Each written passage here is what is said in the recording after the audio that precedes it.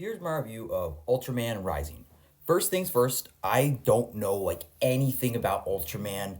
Like I'm gonna be honest. When I was researching this movie after I watched it, apparently this character has been around since the '60s. I maybe have heard his name, but I really didn't really know anything about it. So I went into this movie basically completely blind, and I thought it was very good. In this movie, it feels like has a lot of. It feels very not necessarily inconsistent, but I guess the jumps it starts off where just Ken Sato is just this professional baseball player, and it feels relatively grounded, and then it feels like it just gets crazier and crazier, which I liked. I thought this movie was really good as the movie goes on, and I thought it was really good. There's a lot of stuff, different stuff where Ken Sato has to basically become this superhero of Ultraman, and then there's also these complex relationship with his father, and then also he's raising a baby dragon. He finds this baby dragon, and that's a third of the movie is him raising this baby dragon, and I really liked it. I thought it was really good, but I just found it when I was watching it even half an hour maybe an hour into it, I'm this feels how did we get here? Even I watched it, it just kind of felt off, but I really liked it. And just visually, this movie is gorgeous. There are so many just beautiful scenes in this background. When he first gets this baby dragon egg, and when it hatches, I think it looks gorgeous. This whole movie is very visually pleasing. And another part of this movie is him having this complex relationship with his dad because he's been gone for so many years, or he just hasn't really talked to him. And that's a whole other part of this movie. And then his dad is helping him take care. It's basically just she's just raising it he has a kid, and he's explained how hard it is to raise a kid, but in this case it's a dragon. And I thought their dynamic was just really good, and I just really liked all the characters in this movie.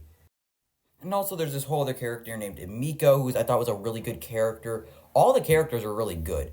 And I just kind of there's a big kind of plot also in this movie how he's very unreliable, and he goes to dinner with her just for the sake of an interview, because she's this isn't a romance thing, but she wants to interview him because she's a famous baseball player, but then he just leaves. But she's a really interesting character. I liked her a lot.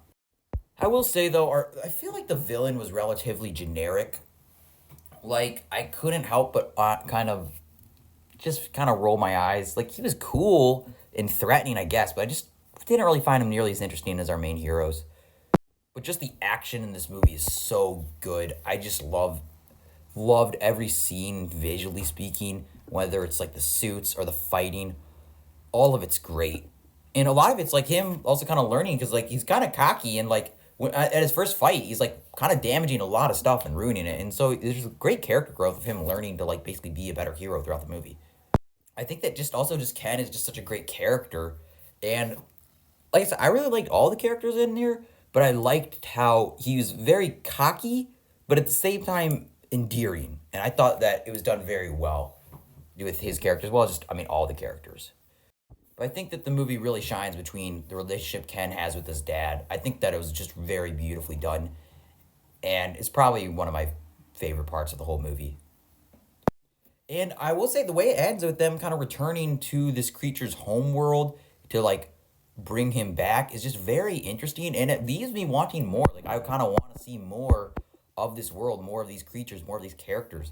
And I feel that's when a movie is good, is just wanting more, but not feeling unsatisfied at the end of the story, but just leaves you hungry. And I think that's what it was great at doing. I just really liked it, with it ending with Ken, Emmy, and his dad just going to Kaiju Island to basically drop off this creature, and it just leaves you saying I want to see more of this. I want to see more of these creatures. I want to see more of this island. And it's just a beautifully done film. I think that all the characters were great. I thought that the action was great. And it was just a really fun movie. I thought it was just really good. So yeah, that's my review. I thought it was great.